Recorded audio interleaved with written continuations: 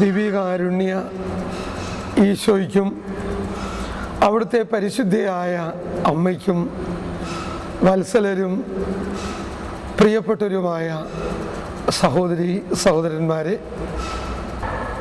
തിരുസഭയുടെ വിശുദ്ധ കുർബാനയിലും പരിശുദ്ധ അമ്മയിലും കൂദാശകളിലും പരിശുദ്ധ കത്തോലിക്ക വിശ്വാസത്തിലും സഭാതനയരെ ബലപ്പെടുത്തുവാൻ, ശക്തിപ്പെടുത്തുവാൻ കർത്താവ് കനിവോടെ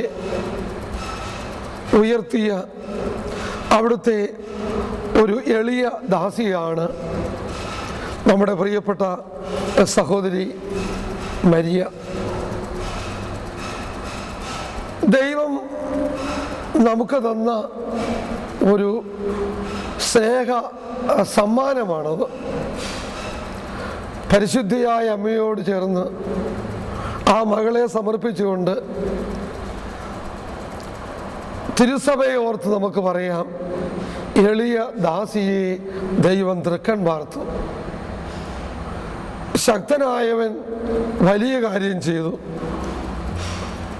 ആരാധനാക്രമ വ്യാഖ്യാതാക്കളായ വിശുദ്ധ എഫ്രൈമും വിശുദ്ധ ബേസിലും വിശുദ്ധ തേഡോറും വിശുദ്ധ നർസായിയും വിശുദ്ധ അഗസ്തീനോസും വിശുദ്ധ അംബ്രോസും ഒക്കെ നൽകിയിരിക്കുന്ന ആ വിശുദ്ധരായ സഭാപിതാക്കന്മാർ ആരാധനക്രമത്തിന് വിശുദ്ധ കുർബാനയ്ക്ക് നൽകിയ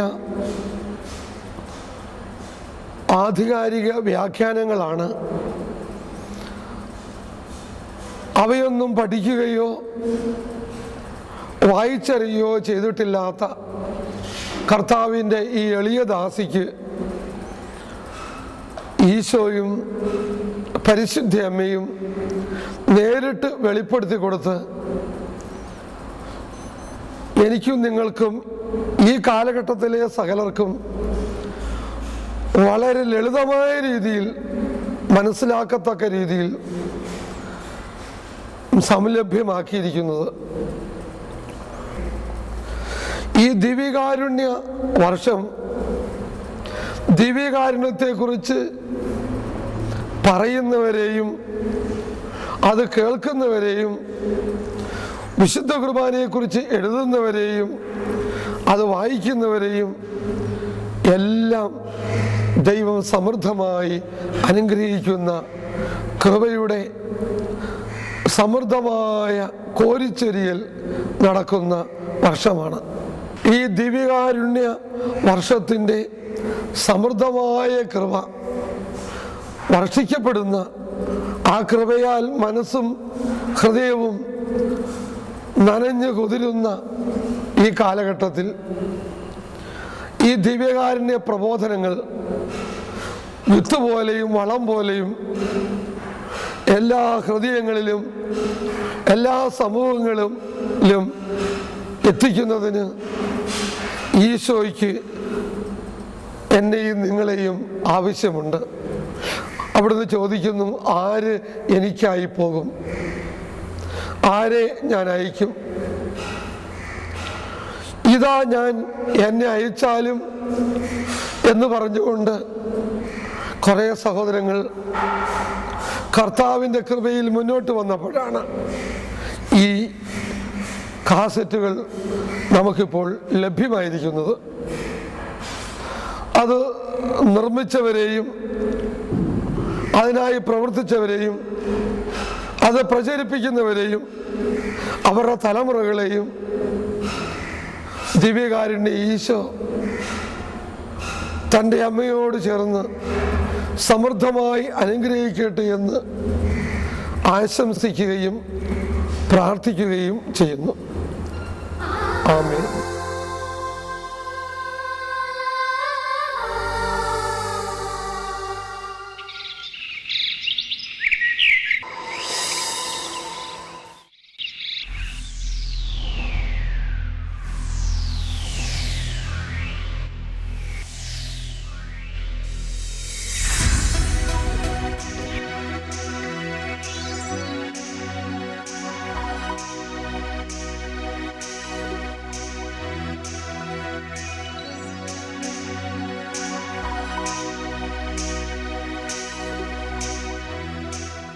2004 ജനുവരി 1 മുതൽ ഫെബ്രുവരി 15 വരെയുള്ള 45 ദിവസങ്ങൾ ഡിവൈൻ ധ്യാന കേന്ദ്രത്തിലെ ഇംഗ്ലീഷ് സെക്ഷനിലായിരുന്നു. അവിടെ 6 നിലയുള്ള കെട്ടിടത്തിൻ്റെ 2ാമത്തെ നിലയിലെ ചാപ്പലിൽ ദിവ്യകാരുണ്യ സന്നിധിയിൽ പ്രാർത്ഥിച്ചുകൊണ്ടിരിക്കുകയായിരുന്നു. ആദ്യത്തെ 16 ദിവസങ്ങൾ വളരെ സന്തോഷത്തോടുകൂടി ഞാൻ ആരാധിച്ചും പ്രാർത്ഥിച്ചും ഒക്കെ അവിടെ കഴിഞ്ഞു. ഒത്തിരി സന്തോഷമായിരുന്നു. എന്നാൽ 16-ാം തീയതി ആയപ്പോഴേക്കും തിരുസഭ പോയിക്കൊണ്ടിരിക്കുന്ന മക്കളെക്കുറിച്ച് വലിയ വേദനയോടുകൂടി കരഞ്ഞു പ്രാർത്ഥിച്ചു. അവിടെ സഹോദരങ്ങൾ അതേക്കുറിച്ച് സംസാരിക്കുന്നത് കേട്ടു. വലിയ വേദനയോടുകൂടി അവർ പ്രാർത്ഥിക്കുന്നതും കണ്ടു. അതുകൊണ്ട് അതൊക്കെ ഓർത്ത് ഞാൻ അവിടെ ഇരുന്ന് കരഞ്ഞു പ്രാർത്ഥിക്കാൻ തുടങ്ങി. അങ്ങനെ പ്രാർത്ഥിച്ചുകൊണ്ടിരിക്കുമ്പോൾ ഈശോയെ എങ്ങനെയാണ് ഇവർ തിരിച്ചു കൊണ്ടുവരാൻ പറ്റുന്നതെന്ന് ചോദിച്ചു ഈശോയോട്. അപ്പോൾ എന്തോ ഉള്ളിലിങ്ങനെ തോന്നി, തിരുസഭയിൽ ഈശോയെ കാണാൻ പറ്റാത്തതുകൊണ്ടായിരിക്കും ഇവർ ഇങ്ങനെ ഇറങ്ങിപ്പോകുന്നത്. അങ്ങനെയാണെങ്കിൽ ഈശോ ദിവ്യകാരുണ്യത്തിനുള്ളിൽ മറഞ്ഞിരിക്കുന്നതാണ് കുഴപ്പം. മറഞ്ഞിരിക്കുന്നതുകൊണ്ടല്ലേ ആർക്കും കാണാൻ മേലാത്തത്. അതുകൊണ്ട് ഈശോ ഒരു കാര്യം ചെയ്യണം, ഇങ്ങനെ മറഞ്ഞിരിക്കണ്ട. ഇനി വിശുദ്ധ കുർബാന സ്വീകരിക്കുമ്പോൾ ഞങ്ങളുടെ എല്ലാവരുടെയും നാവിൽ ഈശോ മാംസവും രക്തവുമായിട്ട് എല്ലാവർക്കും കാണാവുന്നതുപോലെ അങ്ങ് മാറണം. എന്താ ഇങ്ങനെ മറഞ്ഞിരിക്കുന്നത്? അതാണ് ആർക്കും കാണാൻ പറ്റാത്ത ആൾക്കാർ ഇറങ്ങി പോകുന്നത്. നീ അങ്ങനെ അങ്ങ് മാറുകയാണെങ്കിൽ അവർക്ക് കാണിച്ചു കൊടുക്കാൻ എളുപ്പമാണ്, അവർക്ക് വിശ്വസിക്കാൻ എളുപ്പമാണ്. അപ്പോൾ അതുകൊണ്ട് ഈശോയെ ഇങ്ങനെ ചെയ്യരുത്, ഇനി മറഞ്ഞിരിക്കരുത്. എന്തിനാ അങ്ങനെ ചെയ്യുന്നത്? നാളെ തൊട്ട് ഞങ്ങളെല്ലാവരും കുർബാന സ്വീകരിക്കുമ്പോൾ ഞങ്ങളുടെ എല്ലാവരുടെയും നാവിൽ നീ മാംസവും രക്തവുമായി മാറണമേ എന്ന് പ്രാർത്ഥിച്ചു. ആദ്യം മുഴുവൻ പ്രാർത്ഥിച്ചു. ഞാനോർത്ത് എന്ത് മണ്ടത്തരാണ് കാണിക്കുന്നത്, ഇങ്ങനെ ദൈവം കേൾക്കുമോ?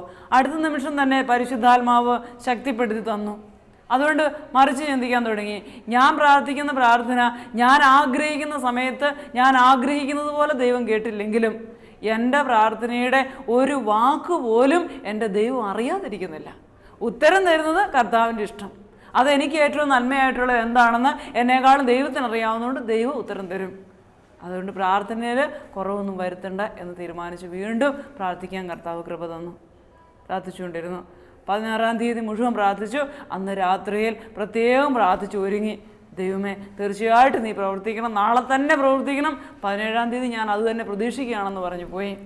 നാളെ എന്തെങ്കിലും ദൈവം ചെയ്യും എന്ന് തന്നെ വിശ്വസിച്ചു. അങ്ങനെ 17-ാം തീയതി ബലിയർപ്പിക്കാൻ വേണ്ടി പോയി. അത് ശുശ്രൂഷകർക്ക് വേണ്ടി മാത്രം ബലിയർപ്പിക്കുന്ന ചാപ്പലാണ്.